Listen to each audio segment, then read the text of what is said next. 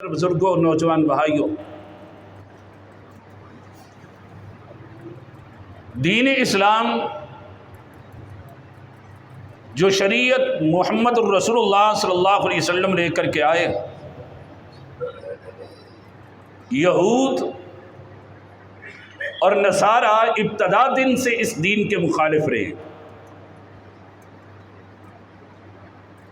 قرآن مجید تذکرہ کر کے کہتا ہے کہ انہوں نے رسول اللہ صلی اللہ علیہ وسلم کی مخالفت حسدا من عند انفسہم، حسد کی بنیاد پہ کی تھی، کسی دلیل کی بنیاد پہ نہیں۔ اور حسد ان کو رسول اللہ صلی اللہ علیہ وسلم کی ذات سے یہ تھا کہ یہ حضرت ابراہیم خلیل اللہ کے دو بیٹے ہیں، اسماعیل اور اسحاق۔ جتنے بنی اسرائیل ہیں وہ حضرت اسحاق کی نسل سے، اور یہود اور عیسائی یہ نصارہ انہی میں سے، اور حضرت اسماعیل کی نسل سے محمد رسول اللہ صلی اللہ علیہ وسلم پیدا ہوئے۔ ان کو یہ حسد تھا کہ اتنی عظمت والا پیغمبر ہماری نسل سے نہیں، ہمارے خاندان سے نہیں، ہمارے نسل سے نہیں۔ اس بنیاد پر انہوں نے نبی کریم صلی اللہ علیہ وسلم کی مخالفت کی تھی۔ نبی کریم صلی اللہ علیہ وسلم جب ہجرت کر کے مدینہ طیبہ میں گئے تو سیدہ صفیہ رضی اللہ تعالی عنہا جو بعد میں پیغمبر کے نکاح میں آئیں، یہ اپنے گھر کی ایک معصوم اور چھوٹی بچی تھی۔ خود بیان کر کے کہتی ہیں کہ میرے گھر میں سب لوگ مجھ سے پیار کرتے تھے، میرے چچا بھی، میرا والد بھی بڑے میرے لاڈ اٹھاتے تھے، اور میں بچپن میں تھی لیکن بات کچھ سمجھتی تھی۔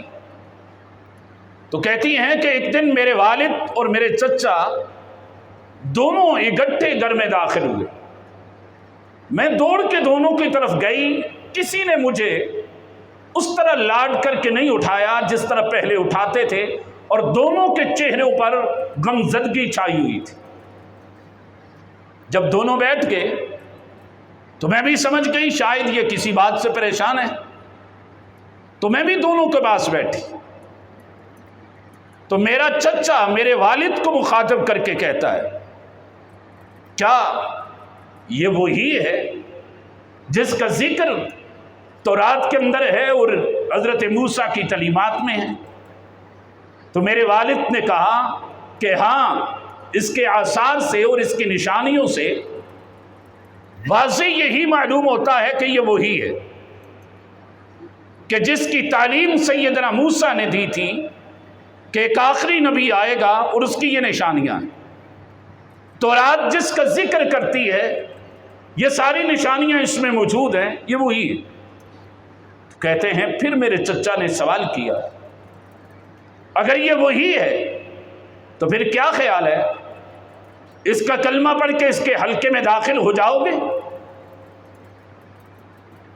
اب میرا والد کہتا ہے کہ نہیں، جب تک زندگی رہی تو اس کی مخالفت کریں گے۔ اب تورات خود کہہ رہا ہے کہ تورات میں بھی اسی کا ذکر ہے، اس میں حضرت موسیٰ کی تعلیمات میں بھی اسی کا ذکر ہے، اور ہے یہ وہی، پھر مخالفت کیوں کریں گے ساری زندگی؟ حسدا من عند انفسہم، یہ حسد کی بنیاد پر نبی کریم صلی اللہ علیہ وسلم کی انہوں نے مخالفت کی تھی۔ نبی کریم صلی اللہ علیہ وسلم جب مدینہ طیبہ میں آئے تو مدینے کے اندر ساری معیشت پر، مدینے کی معاشرت پر یہودیوں کا کنٹرول تھا۔ یہودی ان کے فیصلے کرتے تھے، یہودیوں کے پاس سوال کرنے کے لیے مذہبی طور پر لوگ یہودیوں سے پوچھنے کے لیے جاتے تھے، اور اسلام اس دوران داخل ہو گیا مدینہ طیبہ میں۔ یہودیوں کے 3 بڑے قبیلے تھے، بنو نذیر، بنو قریظہ اور بنو قینقاع۔ 2 قبیلوں کو، بنو نذیر اور بنو قینقاع کو रसूलुल्लाह सल्लल्लाहु अलैहि वसल्लम ने जला वतन कर दिया, मदीने से निकाल दिया। और यही वो हैं कि जिनके साथ मुकाबला खैबर के मौका पर हुआ था। और बनु कुरैज़ा ये मदीने में रहे, इन्होंने जंगे उहद की मौका पर फिर बयानी की थी और इनका 26 दिन इनका मुहासरा रहा। 26 दिनों के बाद इनके सारे बालिग मर्दों को कत्ल कर दिया गया था, नाबालिग बच्चों को और औरतों को छोड़ दिया गया था। फिर उनको भी बाद में मदीने से निकाल दिया गया था। यहूदियों को सबसे बड़ी तकलीफ इस बात से खैबर से थी और मदीने से निकलने से थी कि मदीने के अंदर हमारी बात चलती थी, हमारे फैसले चलते थे, हमारी पंचायत चलती थी। इस बुनियाद पर उन्होंने सारी जिंदगी दीन इस्लाम की मुखालफत की थी। नबी करीम सल्लल्लाहु अलैहि वसल्लम को उनकी जिंदगी में जहर दिया गया यहूदियों की तरफ से। नबी करीम सल्लल्लाहु अलैहि वसल्लम के खिलाफ हर साजिश चली गई, तमाम कुफ्फार को एक प्लेटफार्म पर जमा करके इस्लाम के खिलाफ जंगें लड़ी गई और इस सारी साजिश के पीछे यहूदी थे। जब नबी करीम सल्लल्लाहु अलैहि वसल्लम की वफात हुई तो तब भी इख्तलाफ उम्मत में अंदर शुरू हो गया था। रसूलुल्लाह सल्लल्लाहु अलैहि वसल्लम की वफात पर शुरू हुआ, पैगंबर को दफनाया कहाँ जाए। रसूलुल्लाह सल्लल्लाहु अलैहि वसल्लम के बाद फिर अंसार इलाका जमा हो गए, उनको उकसा दिया गया कि मदीने के तुम हो, अब पैगंबर चले गए, लिहाजा तुम ही पैगंबर के बाद खिलाफत के, अमारत के, हुकूमत के जिम्मेदार तुम हो, तुम्हारे पास हुकूमत होनी चाहिए। उन्होंने मदीने के अंदर ही बनु सकीफा के अंदर, वहां उन्होंने एक बाग के अंदर बैठ करके अपना अमीर मुंतखब करने के लिए मजलिस शूरा सारे अंसार ने जमा कर दी थी। सैयदना अबू बकर सिद्दीक को पता चला, हजरत उमर को लिया, उनके पास चले गए, उनको जा करके समझाया। उन्होंने कहा कि चलो अबू बकर, अगर ये मान लेते हैं कि पैगंबर के बाद खलीफा कुरैश का होना चाहिए, लेकिन फिर एक गुजारिश है, 2 अमीर मुकर्रर कर लो, 2 खलीफे मुकर्रर कर लो, 2 बादशाह मुकर्रर कर लो, एक तुम्हारी तरफ से हो और एक हमारी तरफ से। हजरत अबू बकर सिद्दीक रजी अल्लाह तआला अन्हु ने वहीं उनको समझाया। वहां हालात इस तरह के पैदा हो चुके थे, अगर उस वक्त अमानत का फैसला ना होता तो ये बहुत बड़ी एक साजिश बन जाती। वही सैयदना अबू बकर सिद्दीक रजी अल्लाह तआला अन्हु का हाथ पकड़ के अमीर उमर ने उनके हाथ पर बैठ करके सारा मामला ख़त्म कर दिया और अंसार भी मजबूर होकर के उन्होंने हजरत अबू बकर सिद्दीक के हाथ पर बैठ कर दी और उनके हाथ पर बैठ करके एक अमीर के नीचे सारी उम्मत को जमा कर दिया गया।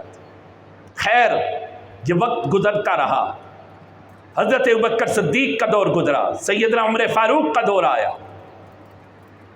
हजरत अबू बकर सिद्दीक के दौर में फिर यहूदियों की साजिशें थी, किसी को ज़कात का मुनकर करार दे दिया, किसी ने नबुव्वत का दावा कर दिया, कोई नए जो दाखिल हुए थे उन्होंने इस्लामी हुकूमत के ज़ेर तसल्लुत रहने का ही इनकार कर दिया था और बड़ी जवामर्दी से असहाबे पैगंबर ने उसका मुकाबला किया और सारे फितनों को खाक व खून में तड़पा करके रख दिया।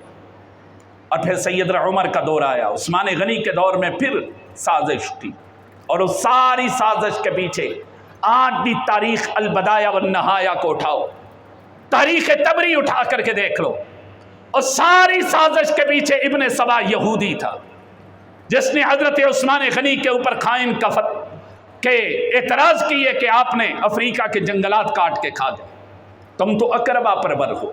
हजरत उस्मान गनी को खुतबे से रोक दिया गया। 40 दिन तक हजरत उस्मान गनी का सारा दाना पानी उन्होंने बंद करके रखा था, खाना तक नहीं दिया गया, भूखा और प्यासा रहा उस्मान गनी। और उसके दरवाजे पर सैयदना हुसैन ने, सैयदना हसन ने, सैयदना अली अल-मुर्तज़ा ने, जलीलुल कदर सहाबी उनके दरवाजे पर रहे। हजरत अली अल-मुर्तज़ा ने आकर के इजाज़त मांगी थी कि इन इब्ने सबा के टोले को, इन सबाई टोले को ठिकाने लगा देते हैं, लेकिन उस्मान ने कहा कि नहीं, मैं नहीं चाहता कि मेरी वजह से मदीनतुर रसूल खून के अंदर لت پت ہو جائے اور اس کے اندر خون بہنے لگ جائے۔ لیکن بہرحال پھر یہی سے بات آگے بڑھتی چلی گئی۔ حضرت عثمان غنی کے خون شہید کر دیے گئے، اس کے پیچھے یہودیوں کا ہاتھ، اور یہیں سے امت مسلمہ کے اندر ایک ایسا اختلاف پیدا ہو گیا جو ایک طویل عرصے تک بڑی بڑی جنگوں کا سامنا کرنا پڑا۔